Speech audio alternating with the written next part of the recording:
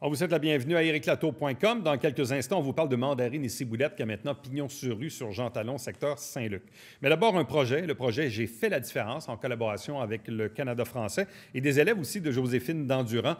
On veut vraiment sortir les belles histoires, les personnes qui ont eu des belles initiatives ou d'entraide durant ce fameux contexte de la pandémie.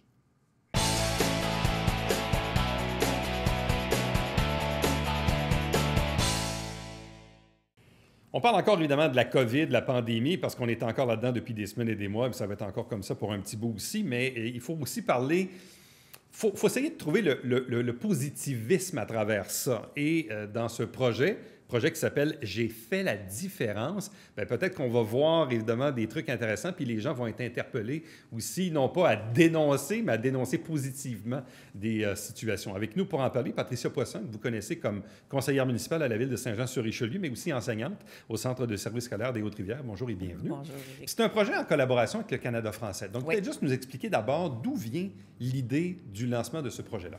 Okay. Bien, l'idée, à la base, c'est... Tu sais, des fois, on jase avec une amie, puis on refait le monde. Ouais. Puis là, on parlait justement de cette année de COVID assez spéciale, puis qui fut pas facile, finalement, pour tout le monde, là, ben, en majorité. Alors, mais tu sais, quand on est positive un petit peu, bien, on cherche le positif là-dedans. Puis dans chaque situation négative dans la vie, pour en avoir vécu, on ressort positivement de tout ça. Alors, on s'est dit, bien, la COVID, oui, c'est négatif, mais il y a eu des bons coups, puis il y a eu des belles choses, puis des valeurs qui sont venues aussi auprès des gens, qui est de là l'idée, l'entraide. Tu sais, durant la COVID, l'entraide, c'est quelque chose qu'on a revu, puis qu'on voyait plus avant que dans les dernières années. Alors, c'est vraiment de là que l'idée est venue de dire, bien, on va prendre le positif qui s'est passé dans l'année 2020 pendant la pandémie, puis on va aller chercher le positif pour pouvoir le montrer aux gens. Bon. Et là, après ça, de quelle façon ça s'articule et pourquoi le Canada français est là-dedans? Il y a même des élèves aussi de votre école. Bref, expliquez-nous un peu comment ça prend forme. Oui, bien, exact. Il y a 3 comme projets là-dedans. Fait que moi, quand j'ai vu ça pour amener l'idée, c'est sûr qu'on ne fait pas ça tout seul. Fait que là, je suis allée voir Stéphane Legrain et son équipe au Canada français. Puis là, j'ai dit, hey, je veux faire quelque chose. Qu'est-ce qu'on peut faire pour mettre en valeur ces gens-là? Fait que lui, il me dit, bien, il dit, on peut faire un cahier spécial, puis il dit, on va emmener des gens là-dedans et tout ça. Puis c'est pour ça que le cahier spécial, parce qu'il va en avoir 2, le premier qui va paraître le 31 décembre, lui, c'est pour justement les citoyens de Saint-Jean-sur-Richelieu et de la région, ou également un autre volet qui va être les élèves de l'École Joséphine Dandurand. Alors, on a décidé d'intégrer les jeunes là-dedans, parce que les jeunes, on les oublie tout le temps. Tu sais, on l'a dit même dans la pandémie qu'on a oublié souvent les jeunes adolescents. Puis là, je suis allée à l'école, fait que là, j'ai eu l'autorisation, évidemment, de toute la hiérarchie. La direction d'école même était vraiment contente de ce projet-là et voyait vraiment le positif qu'on en ressort, puis ça fait du bien par les temps qui courent. Et il y a un comité à l'école de jeunes, le comité étudiant. Ils sont 6 jeunes là-dessus, je crois, de mémoire. Puis, avec eux, bien, eux vont, si on veut, propager la bonne nouvelle, l'amener auprès des élèves. Puis, on va recueillir à l'école les histoires, les belles histoires d'entraide qui vont s'être passées. Puis, avec l'école, là, on va travailler qu'il va y avoir des prix pour les jeunes qui vont participer, puis ceux qui vont être retenus également. Donc, vous dites, dans le fond, il y a 2 cahiers spéciaux. Oui. Donc, le premier, le 31 décembre. Oui, bien, et le deuxième, lui? OK. Il va être le 24, monsieur. Je vais juste terminer avec le premier. Puis là, l'autre côté, dans notre cahier spécial du 31 qui va sortir, ça va être des côtés citoyens. Puis je voudrais juste prendre la peine de remercier, parce que le commanditaire majeur dans ce cahier-là, ça va être Soleno. Alors, on sait que c'est une entreprise qui s'implique beaucoup dans la communauté, qui sont toujours là pour aider puis donner, quand c'est le temps des bonnes actions, et reconnaître Soleno est là. Fait que c'est un de nos commanditaires majeurs, ainsi que la Ville de Saint-Jean, qui va participer aux 2 cahiers. Bon. Et dans le deuxième cahier du 24 décembre. Oui. Ouais. OK. Ça, c'est un côté volet organisme. OK? Alors, ça a été travaillé en collaboration avec la CDC, bien, la Corporation du développement communautaire du Haut-Richelieu-Rouville. Ouais. Alors, eux ont travaillé de leur côté avec les organismes. Alors, dans ce volet-là, puis jusqu'à maintenant, de ce côté-là, on a reçu 30 inscriptions et photos, qui fait en sorte que ces organismes-là vont se retrouver dans le cahier spécial, qui, lui, est commandité par Formica, qui a bien voulu reconnaître ces organismes-là, parce que, tu sais, dans la pandémie, Éric, 2020, là, ça n'a pas été facile. Puis les organismes aussi, là, le besoin est encore plus grand. Ils ont dû se réinventer. Tu sais, on prend juste la Guignolée cette année qui va être à Saint-Jean-sur-Richelieu, bien différente des autres années. Alors, je pense que le cahier, c'était de reconnaître, de valoriser dans le travail qu'ils font. Souvent, comment que les gens là-dedans, c'est des bénévolats, là. C'est du bénévole qui travaille là. Fait que... Bien, souvent, on le voit dans les crises. Bon, ici, on a vécu le verglas en 98, exact. Mais les inondations ça a duré un mois. Les inondations, ça a duré 2 mois. Ouais. Là, on est dans une crise qui s'éternise, qui, au final, va avoir duré plus qu'une année, là, visiblement, presque 2 ans, peut-être même à la limite. Puis oui, je sais que le terme se réinventé, il y a des gens qui sont plus capables de l'entendre, mais ça reste la réalité quand même, où il y a des gens qui, oui, se sont réinventés. Hier, je suis allé dans un commerce, puis qui me dit « Éric, c'est ma meilleure année à vie. » Et je ne sais pas pour les autres. Évidemment, pas tous les types de commerces, on s'entend. Il y en a qui ont vécu des grandes difficultés, mais il y en a qui, à l'opposé aussi, ont eu des bonnes années. Puis il y en a qui ont aidé les autres. Puis il y en a qui ont eu des idées de génie qui finalement ont été assez porteuses. Donc là, dans le fond, vous demandez aux gens aussi d'envoyer, c'est pour ça que je l'ai mis en bas d'écran, donc d'envoyer un courriel à info@canadafrançais.com. Dans le fond, qu'est-ce qu'on veut comme information à cette adresse-là? Alors, c'est ça, on va sur le site commercial canadafrançais.com pour envoyer toute l'histoire. Alors, c'est nous envoyer quelques lignes en disant, bon, je ne sais pas moi, Monsieur Latour, mon voisin, durant la pandémie, est venu à chaque semaine pour voir si j'étais correcte, aller faire mon épicerie, faire les commissions. Tu sais, les personnes âgées, ils ne pouvaient même pas sortir, là. Ouais. Alors, on va avoir toutes ces petites histoires-là avec une photo, si c'est possible. Puis, à ce moment-là, nous, après, on va les recontacter là, pour voir ce qu'il y en est. Parce que les gens qui ont fait de la différence, c'est pas... tu sais, habituellement, on s'attend à des grosses histoires, tu sais, des choses extraordinaires, mais la pandémie, c'est pas ça. La pandémie, c'est le quotidien. Tu sais, qu'on disait juste un appel téléphonique qu'on faisait à les gens isolés, les gens seuls, bien, on les a peut-être sauvés d'une dépression, de situations vraiment complexes qui auraient pu leur amener cette pandémie-là. Fait que ça a été positif. Tu sais, les gens de la santé aussi.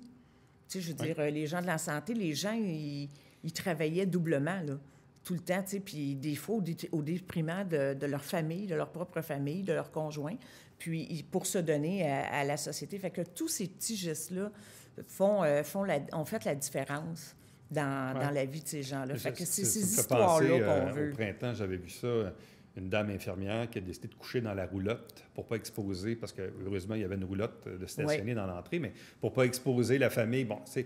Exact. Qui travaille dans un CHSLD qui était infecté à ce moment-là. Exact. Fait que c'est toutes ces petites histoires-là, tu sais, qu'on veut avoir. Puis, ces gens-là, tu sais, souvent, ils ne seraient pas reconnus, on ne serait pas au courant. Fait que je pense que ça serait du positif. Puis, ça peut être juste bon dans la deuxième vague aussi, tu sais.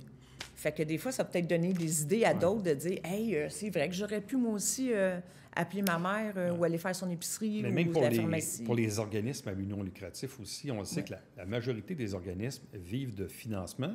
Un financement qui vient de quoi? Qui vient d'événements sociaux. Ouais. C'est ça qui finance souvent les organismes. Or, là, on ne peut pas les tenir, ces événements-là, donc ça l'ampute de beaucoup de revenus. Ces organisations-là qui, dans certains cas, ont trouvé des nouvelles idées pour essayer de se financer autrement. Puis, on parlait tantôt de la fameuse guignolée, là. Mais tu sais, la guignolée, c'est un peu ça aussi. Là, on a 4 organismes dans la région qui n'organisent pas ça de la même façon parce qu'ils n'ont pas la même réalité. Il y en a qui ont des bénévoles un petit peu plus âgés. Puis là, ben c'est ça. Fait que c'est plus compliqué. Effectivement. Puis même au début de la pandémie, M. Legault demandait les gens qui peuvent aller aider dans les organismes parce que, justement, les bénévoles, c'est des gens qui avaient 60 ans et plus. Alors, eux devaient rester à la maison. Fait que... Ils ont dû, comme on disait, se réinventer le mot. Oui, c'est un peu comme les aides de soins aussi dans certains centres hospitalier, où il y a des gens qui se sont retrouvés sans travail ou sans occupation, qui avaient du temps à donner. Bref, donc c'est un peu ça qu'on veut saluer de par la publication de ces 2 cahiers spéciaux, le 24 et le 31. Exact. Puis c'est de reconnaître ces gestes-là. Puis les gens ont jusqu'au 20, on avait dit le 15 décembre, mais les gens ont jusqu'au 20 décembre pour envoyer leurs lignes, les photos et tout ça, les belles histoires. Tu sais, c'est comme un peu, moi j'ai dit à mes élèves, tu sais, c'est des anges de la pandémie, tu sais, c'est des héros de la pandémie qui vraiment... C'est ça, c'est qui ont fait la différence. Puis, je pense qu'aussi le point qui est peut-être important à marteler, il n'y a pas de petites histoires. Non. Parce qu'il y a peut-être des gens qui nous regardent qui disent « Ouais, je pense à ça, mais c'est peut-être pas assez gros, je ne l'enverrai pas. » Je pense que c'est plutôt l'inverse. Il faut que les gens se disent je vais l'envoyer, puis s'ils apprennent, ils apprennent. S'ils n'apprennent pas, ils n'apprennent pas. Mais je pense qu'il ne faut pas se limiter si on a en tête une bonne histoire qui pourrait justement faire être dans le cahier. Exact. Et en plus, tous ceux qui vont avoir déposé leur candidature, OK, il va avoir, pour tous les participants, il va avoir un 100 de certificat cadeau. Ouais. Et dans ceux qui vont être finalistes, il va y avoir également, les histoires vont être retenues dans le cahier. Eux aussi, il va y avoir un 100 qu'on va faire tirer à ces gens-là. Alors, je pense que des fois, ça peut être un beau petit cadeau comme ça avant les fêtes pour se gâter un peu d'avoir fait du bénévolat puis aider les autres. Donc, projet de cahiers spéciaux publié dans le Canada français le 24 décembre, 31 décembre aussi, donc 24-31. Le projet s'appelle « J'ai fait la différence ». Donc, vous avez jusqu'au 20 décembre pour soumettre vos belles histoires, témoignages d'entraide, etc., par courriel à info@commercialcanadafrançais.com. Évidemment, on va être bien heureux de voir ce que ça va donner. Oui, alors on va partager, j'invite les gens, je vais le mettre aussi sur mon Facebook et tout ça, puis partager, puis ayez pas peur de vous inscrire. Je pense qu'on veut vous reconnaître puis vous remercier. Patricia Poisson, merci beaucoup. Merci. Restez avec nous, puisqu'au retour, on vous parle de mandarine et ciboulette qui a maintenant pignon sur rue au 398 rue Jean Talon dans le secteur Saint-Luc.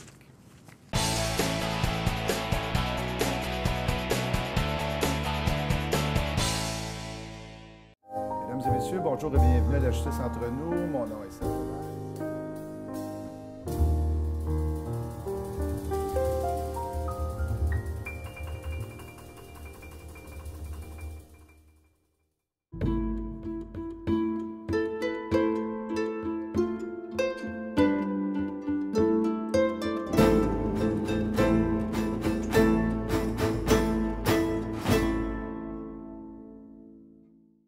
Salut, ici Alexandre Baudouin. Et François Trépanier. François, gros show cette semaine? Absolument. L'influenceur Joannais, Sébastien Godette pour H Urbaine et Alexandrine Coursonne en triathlon.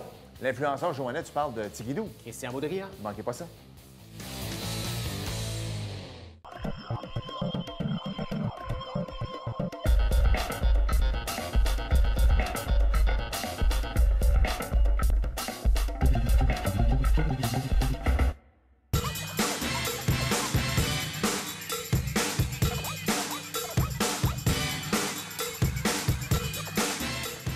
Dimanche, 9h30, Télé Bingo, on vous attend.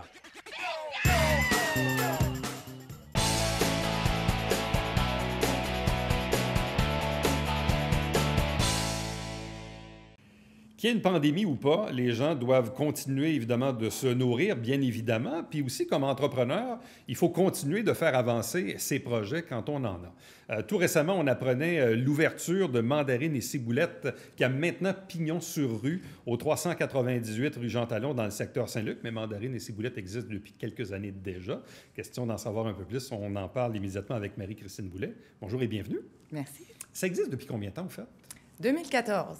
Et comment ça a commencé? C'était quoi l'essence même, la mission ou l'objectif de partir Mandarine et Ciboulette? En fait, j'ai toujours été passionnée par l'alimentation. Et puis, ça a commencé très doucement. Avant même Mandarine, il y a eu la Petite Marie avant ça. Donc, je faisais des contrats et un jour, j'ai décidé de me lancer puis de m'en aller là-dedans. Ça regroupait ma passion pour le service à la clientèle et pour l'alimentation en même temps. Bon. Et qu'est-ce qu'on a fait, dans le fond, dans les premières années de Mandarine et Ciboulette?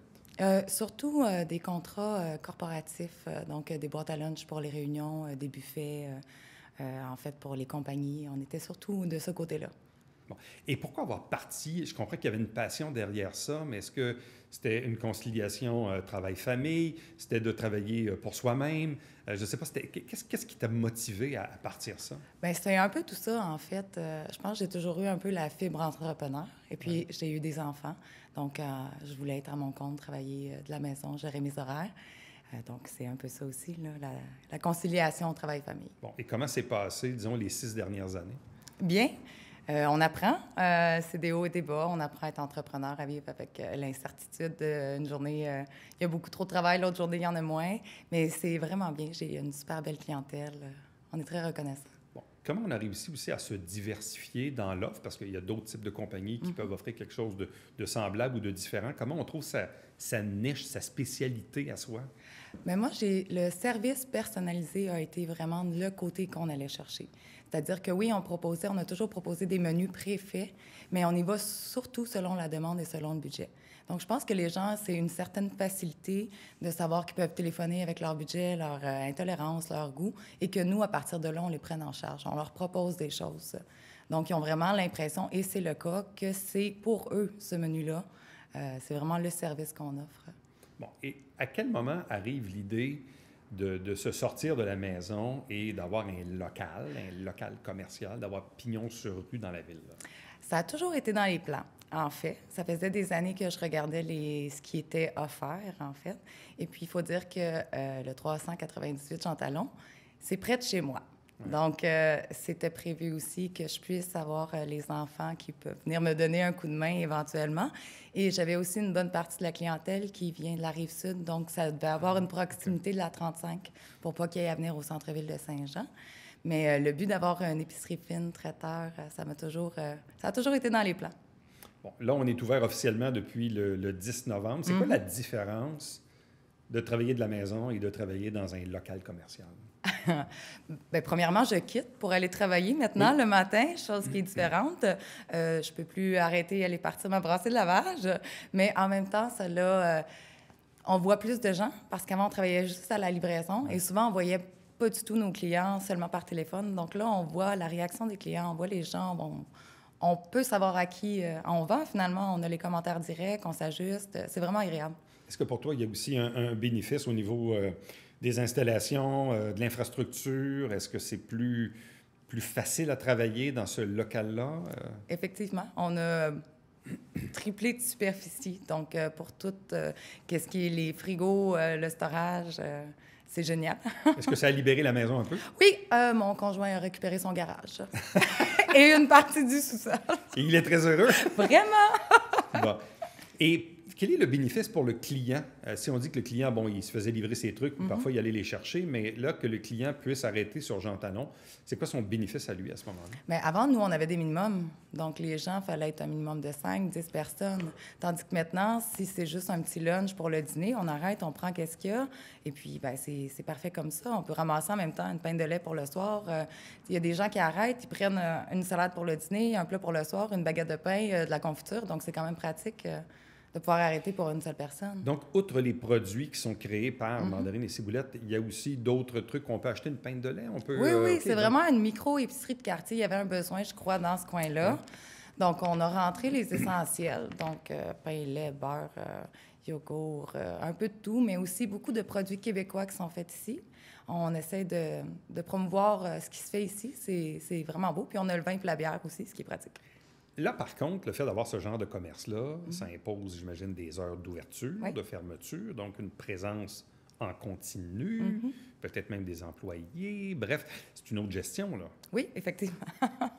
Oui, on a passé de comme 2 employés à 5 dans l'espace de l'ouverture. Donc, il faut couvrir les plages horaires. Mais comme on a avisé, lorsqu'on a ouvert, on est en ouverture progressive. Donc là, on a ajouté 2 plages la semaine dernière et ça va probablement encore s'ajouter. En quoi la pandémie a influencé les derniers mois d'opération de Mandarine et Ciboulette et où aussi ce projet-là d'être sur Jean Talon? Bien, en fait, tout est quand même bien tombé parce que le fait que la pandémie soit arrivée, on a commencé à proposer les plats cuisinés, ce qui était dans les plans avec l'ouverture de la boutique. Donc, on a commencé à se faire connaître déjà avec les plats cuisinés. Mais ça veut dire qu'avant la pandémie, c'était dans les plans? Oui, c'était dans les plans. Et est-ce que la pandémie a juste accéléré l'affaire? Oui, a ça changé, l'a oui? accéléré et ça l'a permis, en fait, étant donné que le côté corporatif a un peu diminué, ça nous a permis de développer Je comprends. ce côté-là, ce volet-là qu'on voulait Bon. ajouter. Mais ça, c'est un volet aussi, le volet de plats individuels. Moi, je le vois beaucoup dans mon entourage. Les gens ont des vies, disons, assez bien remplies, avec ou sans enfants, peu importe. Parfois aussi, on fait l'épicerie, puis on arrive à la fin de la semaine, puis on se rend compte finalement qu'on est obligé de mettre aux ordures un paquet de trucs qu'on a achetés parce qu'on n'a pas eu le temps de cuisiner ou je ne sais trop. Puis... Et le fait d'avoir des plats une fois par semaine qu'on va chercher ou qu'on commande à l'avance, ça permet aussi d'avoir des bons repas, plus équilibrés. Il y a un bénéfice parce que justement, on n'a pas besoin de le faire. Ça, c'est une clientèle qui est à développer beaucoup. C'est un marché à développer. Oui, il y a beaucoup de demandes pour ça. Et il y a beaucoup de demandes pour que ce soit santé aussi, que ce soit des produits faits maison, le goût maison. Donc, la demande est effectivement là. Et puis, quand on compare le temps qu'on peut passer à l'épicerie à le faire, parfois, la différence de prix pour l'acheter déjà tout fait dans un Mais c'est endroit, ça vaut la peine. différence. Puis les plats, ils ressemblent à quoi? Là, on parle de nourriture, de plats, de ci, de ça, mais je sais pas, la spécialité maison, ou peut-être nous donner quelques exemples de plats qu'on peut commander, Oui, qu'on peut avoir. dans les plats cuisinés, en fait, le plus gros vendeur, c'est notre mac and cheese au porc effiloché. Ça, on ne peut pas l'enlever, il est là en permanence. Pour le reste, on propose toujours, on a une belle variété de plats végétariens, on a des plats sans lactose, sans gluten. On fait des poulets sauce aux champignons, on fait des currys, on fait de la morue à la portugaise, on a toujours des potages, des soupes, des desserts, des quiches, et ça varie à chaque semaine.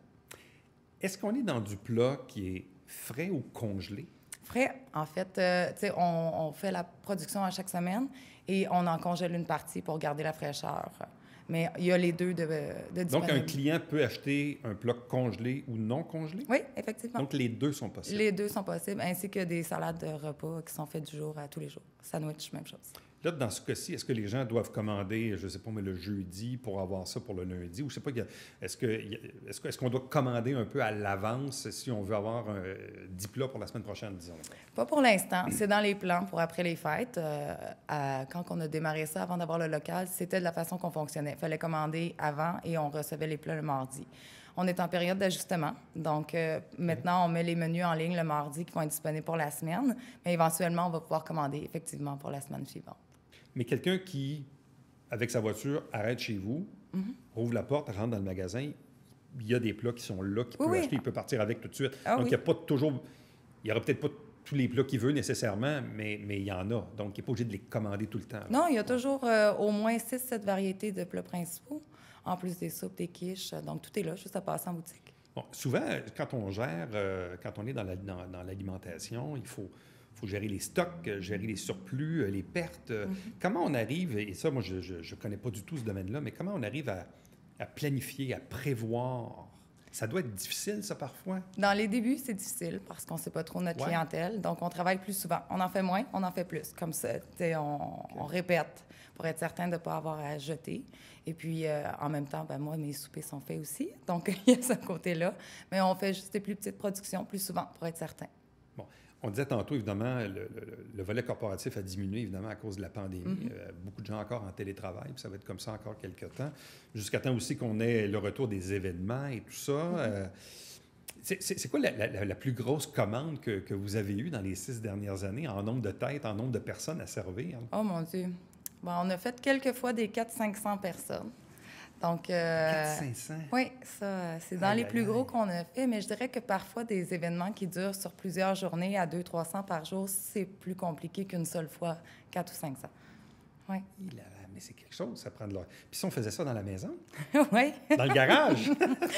Oui. En fait, on était au sous-sol. J'avais une cuisine commerciale au sous-sol. Donc, oui, c'était de la gestion de stock. C'est pas la préparation qui est compliquée souvent, c'est la gestion de... Mais c'est quelque chose, ça. Oui. C'est incroyable, faire des 300, 400, 500 personnes. Bon, là, est-ce que... là, je comprends maintenant, on a pignon sur rue sur Jean Talon, on diversifie, on vise aussi un nouveau marché, mais le volet corporatif, il va finir par revenir un jour, donc il va un peu comme s'ajouter à ce que vous faites en ce moment, là. Oui, c'est pour ça que la pandémie, c'est parfait. Ça nous permet d'apprendre le nouveau volet avant que l'autre reprenne comme il faut, finalement. Donc, le timing était bon. C'est parfait pour nous. Incroyable. Oui. Puis, est-ce qu'il y a un sentiment de fierté, d'accomplissement qui vient dans tout ça, là, au-delà là, de d'être exalté par ce projet-là, là, mais c'est quoi le sentiment qui vous traverse l'esprit? Bien, en fait, c'est vraiment de la fierté parce que c'était un rêve. Mandarine, à la base, était un rêve et Mandarine, la boutique, était un rêve aussi. C'est fait. Puis pourquoi ça s'est appelé Mandarine et Ciboulette? C'est mes initiales. C'est parti de ça, oui? Oui, effectivement. Donc, je voulais avoir quelque chose qui représente la fraîcheur parce qu'on travaille beaucoup avec les produits frais. Puis, donc, Mandarine et Ciboulette pour la fraîcheur et pour Marie-Christine. Donc, Mandarine et Ciboulette, maintenant, en fait, depuis le 10 novembre au 398 rue Jean-Talon, dans le secteur Saint-Luc. Donc, toujours avec la même offre de services qu'on avait auparavant, mais là, maintenant, donc, avec une forme de micro-épicerie, si on peut dire. Hein? Donc, c'est un peu ça qui est la grosse différence, avec du plat individuel aussi, pour les gens qui veulent se nourrir de cette façon-là durant la semaine. Puis le volet corporatif, bien, il est toujours là. Puis évidemment, quand la pandémie va cesser, bien, il va reprendre son cours normal. On va être prêts. Bien, bravo, félicitations, puis bonne chance pour la suite.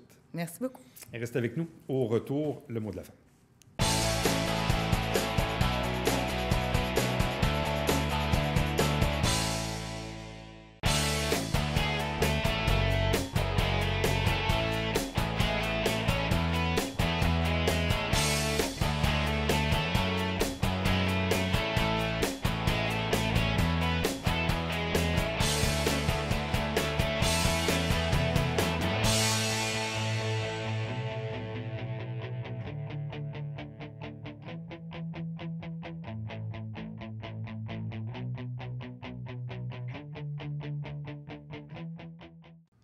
Jusqu'au 30 avril, à Saint-Jean-sur-Richelieu, le stationnement de nuit dans les rues, bien, il est permis, mais il est surtout interdit lorsqu'il y a des opérations de déneigement et il est de votre responsabilité de vous renseigner avant de